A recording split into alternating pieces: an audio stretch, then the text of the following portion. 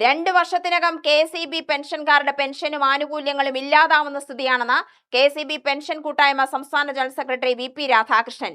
ആനയും അമ്പാരിയും ഉണ്ടെന്ന് അവകാശപ്പെടുന്ന KSEBയിലെ മുഖ്യധാര സംഘടനാ ജീവനക്കാരെയും പെൻഷൻകാരെയും വഞ്ചിച്ചുവെന്നും VP രാധാകൃഷ്ണൻ പറഞ്ഞു. KSEB പെൻഷൻ കൂട്ടായ്മ ജില്ലാ സമ്മേളനം VP രാധാകൃഷ്ണൻ ഉദ്ഘാടനം ചെയ്തു.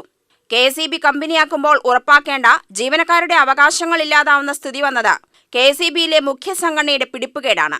ജീവനക്കാരെ വഞ്ചിക്കുകയും അജ്ഞത നടിക്കുകയും ചെയ്ത സംഘടനകളുടെ നിലപാടിൽ പ്രതിഷേധിച്ചാണ് KSEB പെൻഷൻ കൂട്ടായ്മ രൂപീകരിച്ചത്. ഇത് അനിവാര്യതയായിരുന്നു. കമ്പനിവൽക്കരണത്തെ എതിർത്തവർ KSEBയിൽ കമ്പനിവൽക്കരണത്തെ സ്വീകരിക്കുകയാണുണ്ടായത്.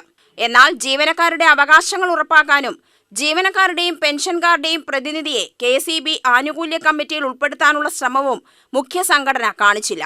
ഇതിന്റെ ഫലമായി ജീവനക്കാരുടെയും പെൻഷൻകാരുടെയും പെൻഷൻ ഉൾപ്പെടെയുള്ള ആനുകൂല്യം കുറഞ്ഞ സമയത്തിനകം തന്നെ ഇല്ലാതാവുമെന്നും രാധാകൃഷ്ണൻ പറഞ്ഞു. ഇലക്ട്രിസിറ്റി ബോർഡ് ലിമിറ്റഡ് എന്ന് പറയുന്ന പുതിയ കമ്പനിയിലേക്ക് കൈമാറ്റം ചെയ്യുന്ന പെൻഷൻകാരനും ജീവനക്കാരൻ്റെയും ഭാവി ജീവിതം, അവൻ്റെ അടിസ്ഥാനപരമായ പെൻഷനും പെൻഷൻ ആനുകൂല്യങ്ങളും സംരക്ഷിക്കുവാൻ വേണ്ടുന്ന ഒരു കരാറിൽ പോലും ഒപ്പിടുവാൻ നിലവിലുള്ള ആസ്തിയും ആനയും അമ്പാരിയും ഒക്കെയുള്ള സംഘടന തയ്യാറാകാത്ത സാഹചര്യത്തിലാണ് അതിനുശേഷമുണ്ടായ ഇലക്ട്രിസിറ്റി ബോർഡിൻ്റെ പെൻഷൻ സംബന്ധിച്ച മറ്റു വിഷയങ്ങൾ.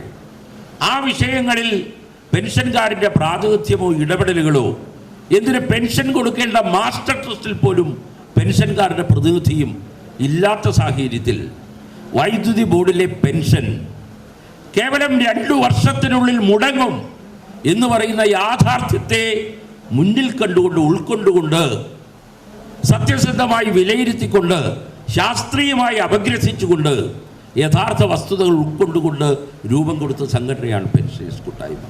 ജില്ലാ president S. Parameswaran, EP. Sreedevi, R. Krishnakumar, KB. Swaminathan, ND. Jacob, R. Swaminathan എന്നിവർ സംസാരിച്ചു.